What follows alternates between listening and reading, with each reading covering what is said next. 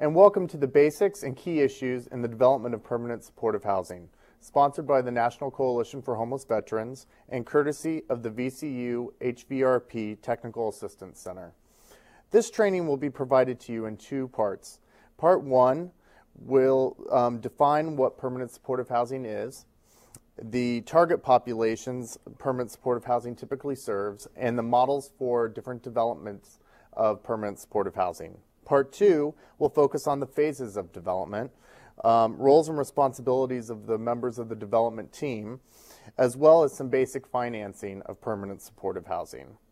My name is Kelly Kent, and I work with the Corporation for Supportive Housing. Let's start by telling you a little bit about CSH and defining what permanent supportive housing is. CSH helps communities create permanent supportive housing with services to prevent and end homelessness. We focus in three primary core lines of business. Those would be project-specific financing and expertise, which includes a national low-interest loan fund for pre-development and acquisition of capital, as well as capacity building, which includes national technical assistance and training to strengthen and expand the supportive housing industry as a whole, and public policy reform with staff working at the local, state, and national level to build an efficient system for producing and financing supportive housing. We find that the intersection of these three core lines of business is really what has led to CSH's success. CSH works in 13 different states and has hub offices in these locations. As you will see, these offices are in New York, Oakland, California, Los Angeles, San Diego, the state of Connecticut, Rhode Island, New York, New Jersey, Ohio, Michigan, Illinois, Minnesota, Indiana, and Washington, D.C. We're also expanding and currently opening offices in the state of Texas. In addition to the work we do in our hub locations, CSH has targeted national initiatives where we do work in places such as Kentucky, Maine, Oregon, and Washington State. CSH's national team assists supportive housing practitioners with targeted technical assistance across the United States. So you may be asking yourself, why is supportive housing necessary? Well, we see that nationally, more than 250,000 American households have nowhere to call home for years on end, or would be considered chronically homeless. For decades, communities have managed the homelessness issue without addressing the underlying causes. We see that emergency and institutional systems are significant sources of care and support for these populations, yet they discharge people into homelessness. And governments are spending hundreds of millions of dollars per year, yet homeless rates continue to grow. And more specifically, related to the homeless veterans population, we estimate that approximately 23% of the total homeless population is a veteran from a former conflict, which could be as high as 200,000 individuals nationwide. So why supportive housing then? We've seen through research conducted by Dennis Colhane from the University of Pennsylvania that approximately 10% of people who experience homelessness are chronically homeless. 10% of this population consumes more than 50% of all homeless services, leaving the homeless service system struggling to effectively serve those who could exit homelessness relatively quickly. So what defines permanent supportive housing? Supportive housing works best as a part of a well-funded system of care that prevents homelessness, offers shelter, emergency services to everyone in need, and provides affordable housing to all. Supportive housing is one vital piece in the solution to homelessness.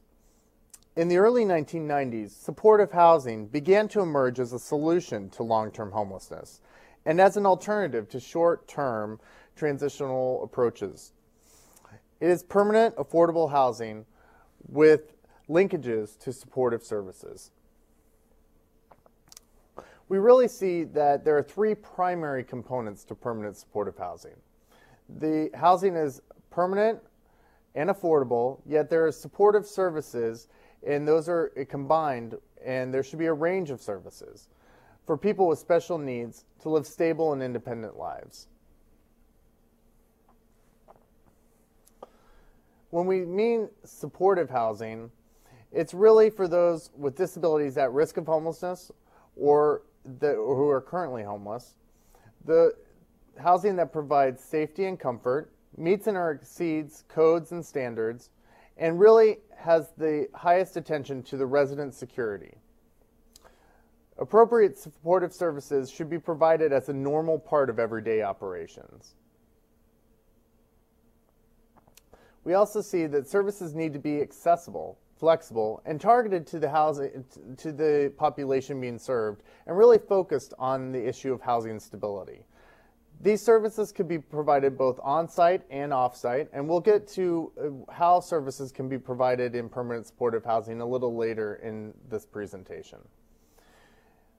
The maximum amount of independence and participation in community is really desired in permanent supportive housing, and permanent supportive housing typically functions under a broader definition than most government programs and with a greater level of independence than many licensed facilities.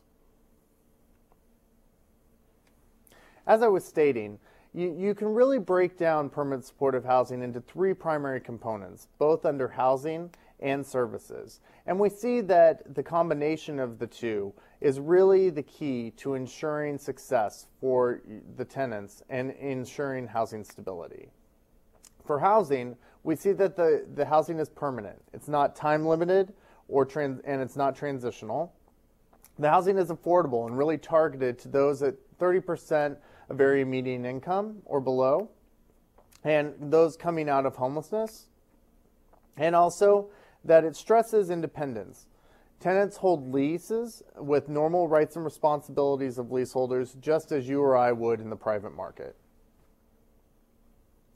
For services, services should be flexible, and they should really be designed to respond to the tenant's individual needs. They should be voluntary. Participation is not a condition of tenancy. We often say, and we'll talk about a little later in this presentation, that services should be mandatory for the staff and optional for the tenants, which means that the service strategy should really be around engaging the tenants and providing incentives for them to want to engage in the programs. And independence. The focus is on services and it's not mandated for housing stability.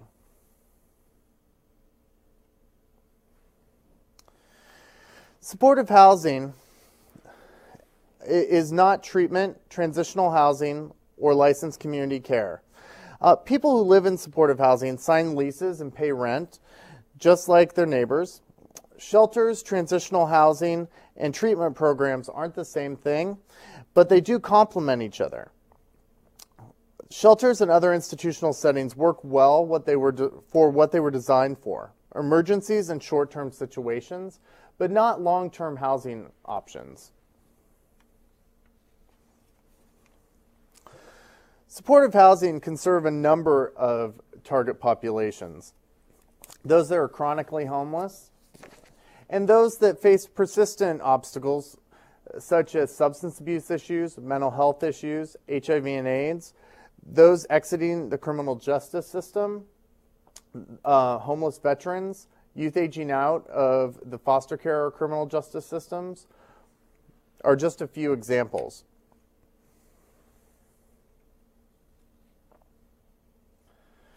But really, it comes down to those without housing can really not access or make effective use of treatment or supportive service options. And that's really the key for any of the target populations you'd be looking at.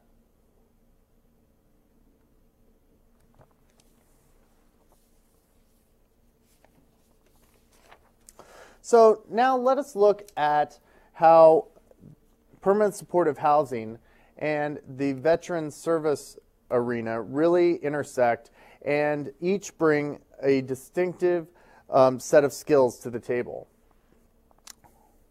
So what lens are we looking at serving homeless veterans? And how does each side view each other? The Chronic Homeless Initiative, which began in 2003 which included 11 sites, was really the first time that the VA had worked with the homeless service arena and been at the housing table to focus on permanent housing for veterans. This was a $35 million joint initiative between HUD, the Department of Housing and Urban Development, and the Department of Health and Human Services, and the VA. So historically, the VA has really focused more on transitional housing programs. However, the VA brings a large amount of expertise and knowledge around how to effectively serve the veterans that are really focused on in these programs. They understand the military discharge status, or good paper, stand downs, and veteran-specific resources that are available, but often very limited. On the homeless service and housing lens, we see that veterans may already be accessing homeless services through non-VA providers.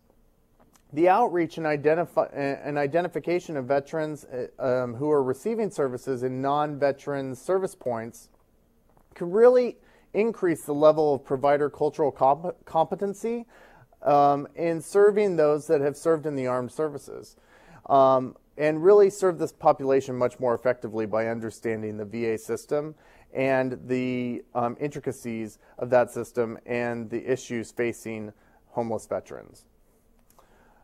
As I stated, the focus up to date has really largely been on transitional housing and not permanent housing. So for veteran service organizations, the expertise that housing providers may bring to the table around property management or coordination of development activities could really help ensure success for permanent supportive housing for homeless veterans.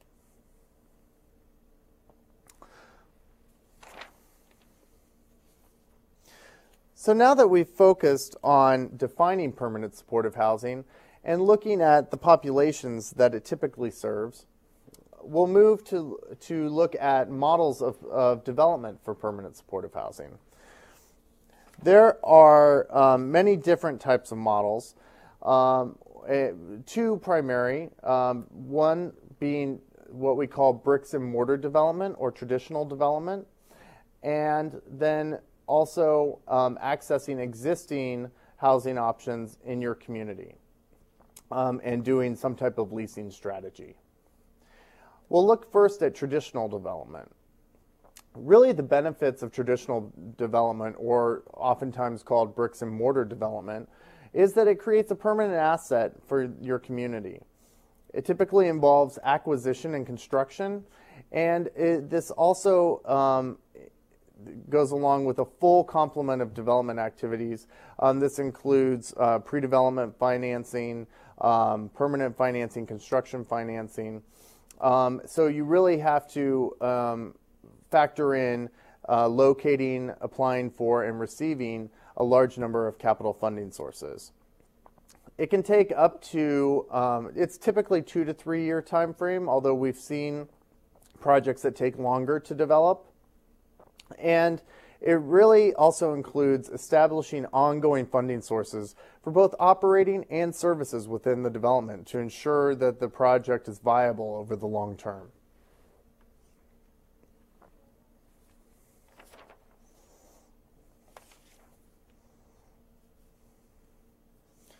We also see that another model of supportive housing is accessing existing housing. This can sometimes be referred to as housing first. It also might be referred to as scattered site. Although this type of leasing strategy can be done in a single site development or in a scattered site setting. It really provides integration of residents into the community, and it takes advantage of existing housing stock that may already have been created in your community and that may currently be vacant. One of the major benefits to a leasing strategy is that once you do secure rental subsidy, the process can move much more quickly than a traditional development timeline.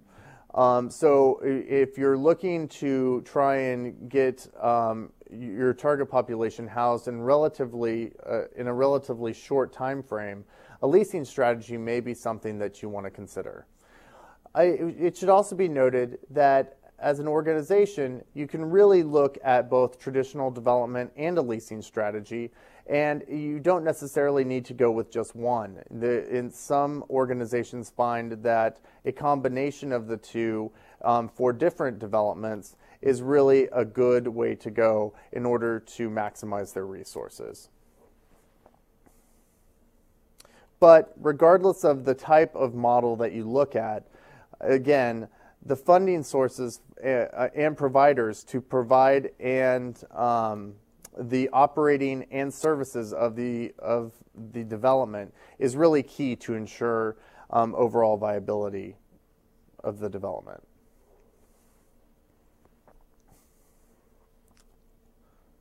So here we see one example of a scattered site development. And it's really using existing apartments in the community. The provider doesn't own units, but it might master lease a portion of a building or an entire building. Typically, no rehabilitation or construction costs are factored in. You really take the units as is. And the owners of the building typically are private landlords who may own large or small apartment buildings or even single-family homes. The challenges in scattered site leasing are really depending on your local market conditions around rental housing. Say in a New York City, the rental market may be extremely tight, and therefore fair market rents, landlords may be able to get rents that are above fair market rents, and it makes it very difficult to lease units in the private market. However, in a location that may have a softer rental market, renting units in the private market may be a very viable option. Another issue or challenge with the scattered site leasing approach is sometimes working with private landlords, clients can be screened out due to criminal background checks, poor references, or possibly discrimination. Also, when renting units in the private market, you're really taking a larger leap of faith around the housing quality, and you could be working with housing that might have limited quality or not meet the federal government housing quality standard. Some of the benefits of a leasing approach is that development can sometimes take a long time, as we said, 2 to 3 years typically, but it could take up to 5. Development partners are hard to find, as well as capital financing is not always readily available. Oftentimes, providers also are approaching serving these target populations from an ethical perspective and really want to get folks into housing as quickly as possible. So if that is the case, then really looking at a leasing strategy is the most expedient way of getting folks housed.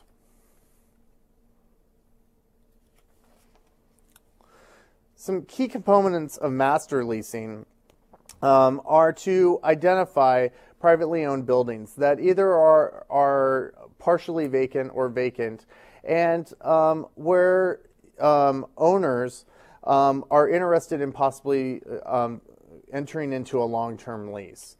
We see that these leases, when they're 15, 20 years, is really to the benefit of the provider who is providing the housing to the individual tenants.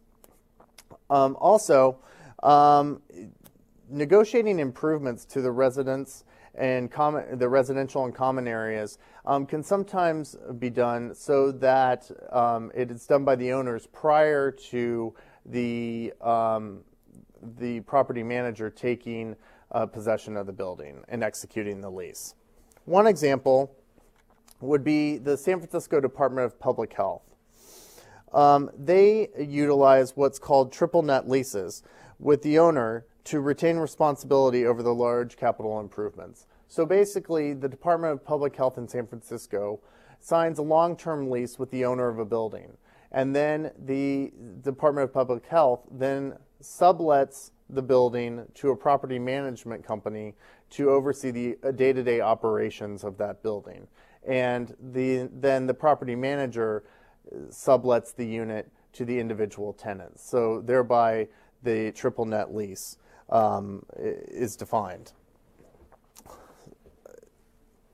Most buildings, also just to mention, the San Francisco Department of Public Health contracts with a number of organizations to provide not only the operations of the building, but also the support services, and really has linked a number of really great, strong service providers to these buildings to provide a large array of services to the many different target populations they serve.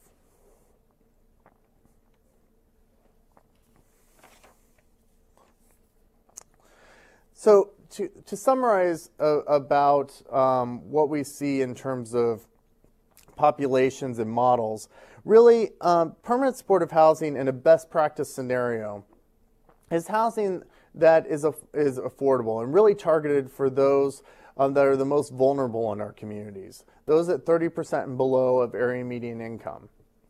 Really focusing on the rights of the tenant and the choice and control over one's environment is really essential in guaranteeing that.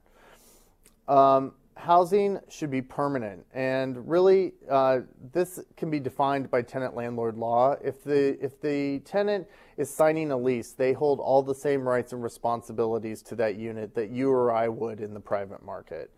And the housing should be separated from the services and not contingent upon acceptance of services.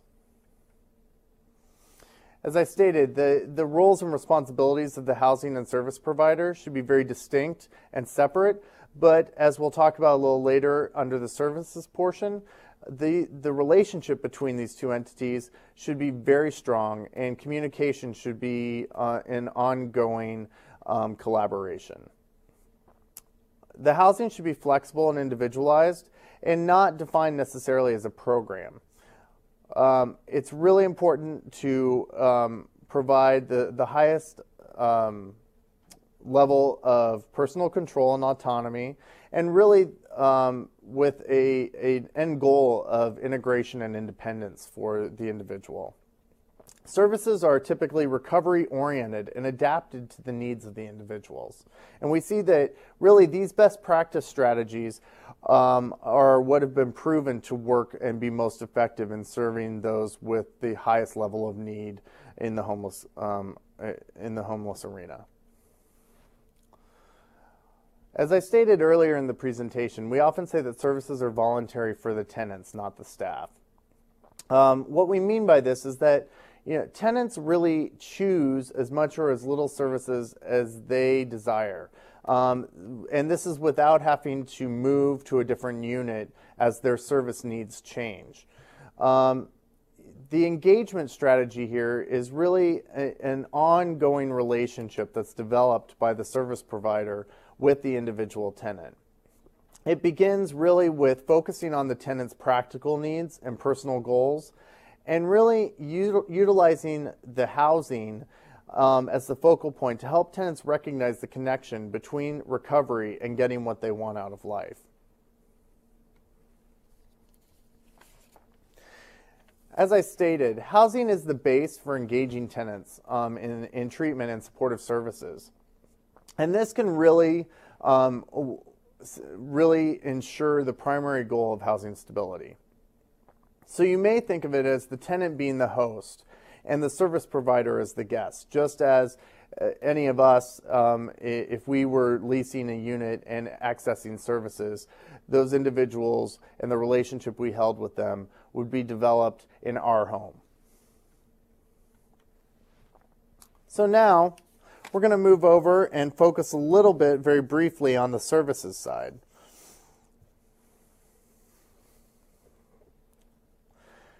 As I stated earlier in the presentation, services can be provided in a number of different ways within permanent supportive housing. We've seen each of these different service models to be highly effective in different settings, whether it be single site, scattered site, and depending on the target population that you may be serving in your development. Services could be located on site within the housing itself. They could be formally coordinated and delivered by multiple providers in the community. It can also be provided off-site in a scattered site setting, and really more formally linked to existing services already in the community and not provided on-site within a development.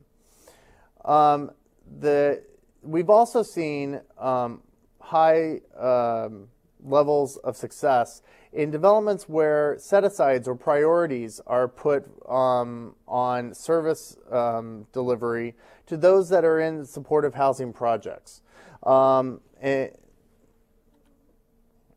And typically the best practice services incorporate standards that we'll go over now.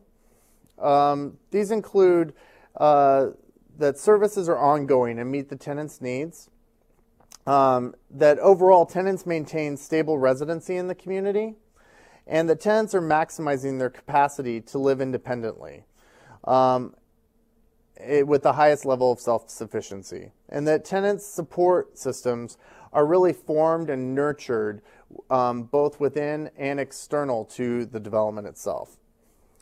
There are a number of ways that these standards can be achieved.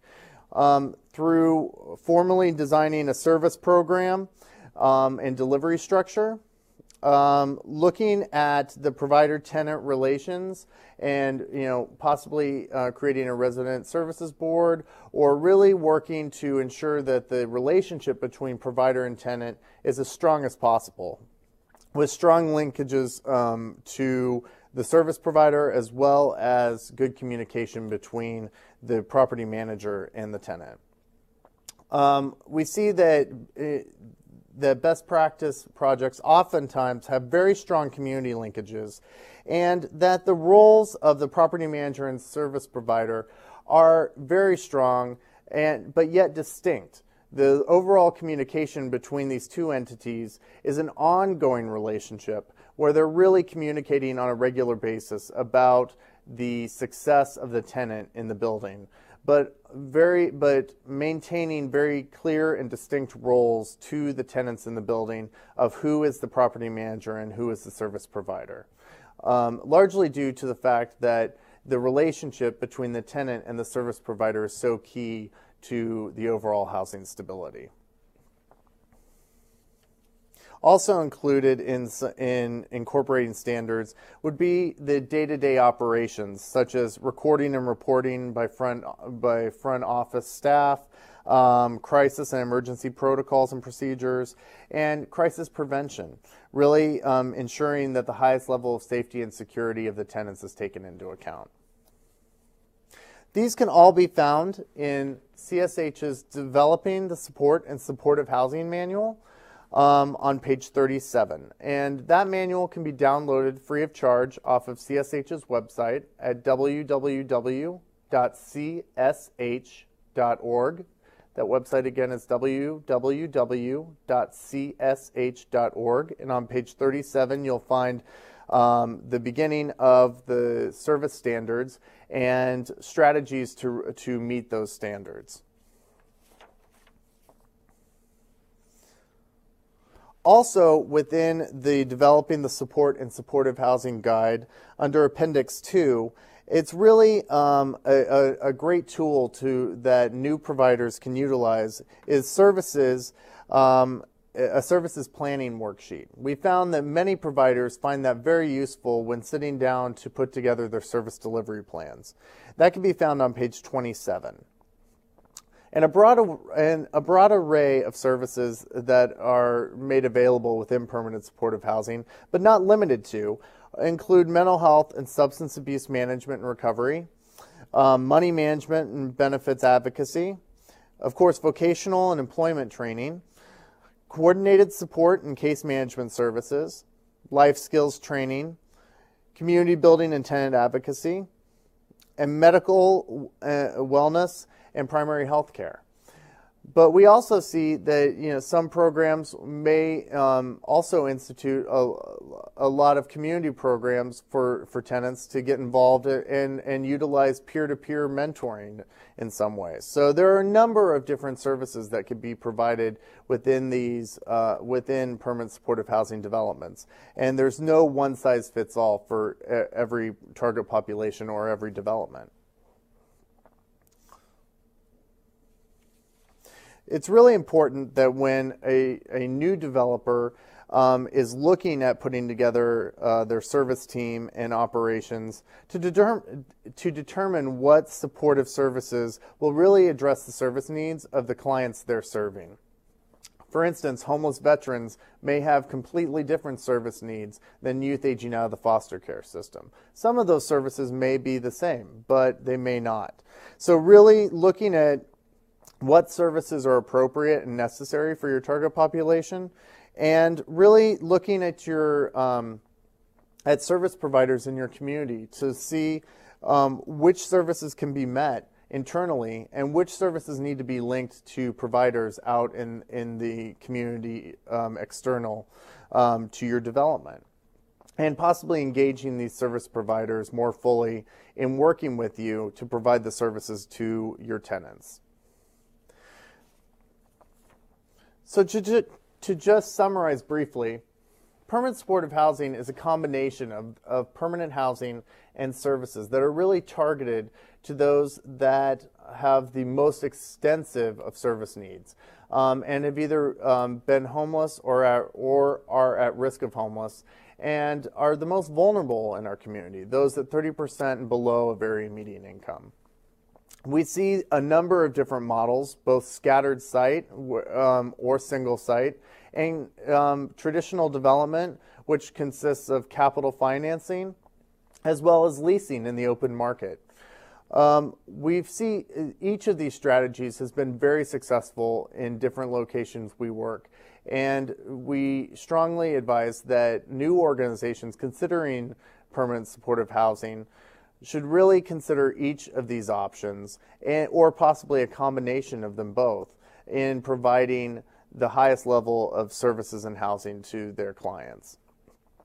As we stated previously, the services and the housing and the combination of the two together is really what ensures the overall housing stability and success for the tenants.